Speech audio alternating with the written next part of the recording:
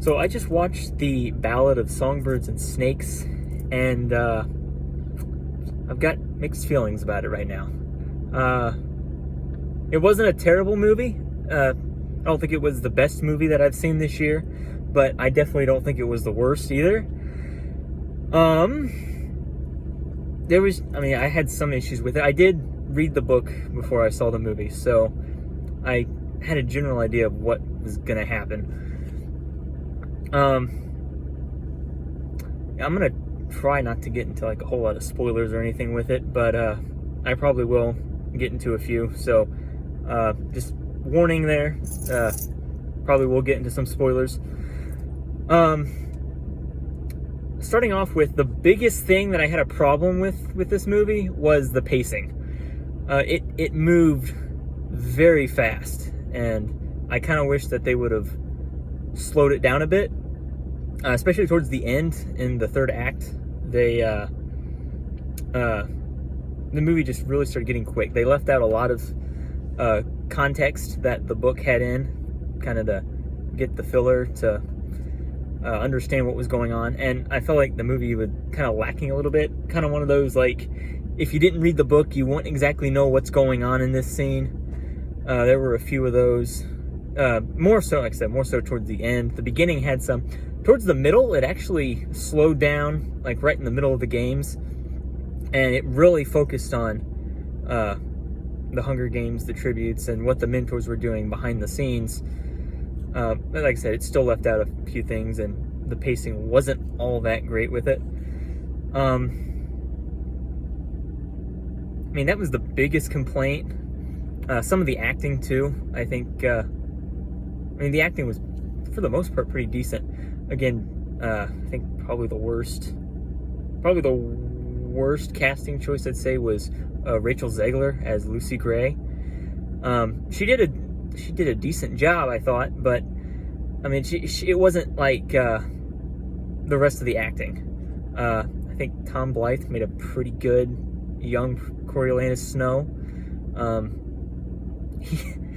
There was actually some striking resemblance to Donald Sutherland's Snow, so I thought that was kind of nice. Peter Dinklage as Dean Highbottom was great. I really liked him. His portrayal was really good. I wasn't too sure what to expect when I first heard that he was cast, but I thought that turned out really well. Probably my favorite casting was Viola Davis as Dr. Gall. That was very well chosen. I really don't know if I can imagine anyone else playing the role better. The guy that played Sejanus Plinth, I don't remember his name, but I didn't care for that casting either. I'll probably take that back. I disliked that casting more than I did Rachel Zegler, but it was doable. Like, in the book, he had more of a major role. In the movie, he kind of was sidelined a little bit, so there wasn't a whole lot of that chemistry that Coriolanus and Sejanus had in the book that was transferred over to the movie. So I was kind of disappointed about that. The one thing I will say about Rachel Zegler is that she can sing. I wasn't I wasn't entirely, but her singing in the movie I thought was really good. They didn't do all the songs that were in the book, so they left out quite a few, actually, and I was kind of disappointed. I was expecting that we'd actually hear a lot more, but the ones that she did do, I thought they actually did pretty well. There was a couple of the songs, like some of the more emotional ones, where her voice kept cracking, and it did get a little annoying, just how much her voice was cracking. But like in the third act, when she was in District 12 singing, it actually did sound a whole lot better. The other big complaint I had with this movie was it didn't quite feel like a Hunger Games movie. I mean, the music was different. There were a few scenes where they used the music from the original movies, which I thought was good. But for the most part, like I said, it didn't feel different. The cinematography was different. just the general atmosphere, the mood of the movie, it felt like it was set in an entirely different world almost. Like, I think they only said the word Panem in twice in the movie, so it didn't feel like Panem. Yeah, we were in the capital, we were in District 12, but it didn't feel like it. District 12 looked very different in this movie than it did in the other movies. This one focused more on the coal mining aspect, so you actually got to see the mines. The other movies didn't really show that. The capital likewise was different. The book explains the differences too, with it being set place like 10 years after the Dark Days and 65 years before the original book. But I think the retro look at it didn't land well. It wasn't bad, and I was able to kind of overlook it, but they had a few things that looked a little too retro.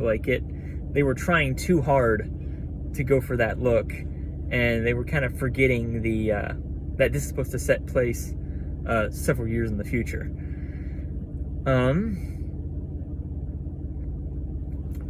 mean, that was my biggest thoughts on the movie, was like the slow pacing and some of the continuity of it. I said, for the most part, it was a good movie. The guys that I went and saw it with, they loved it. I wasn't exactly sure what to think going into this movie, and I'm still kind of trying to figure it out. Like I said, it wasn't the best movie of the year that I've seen, but it definitely was not the worst either.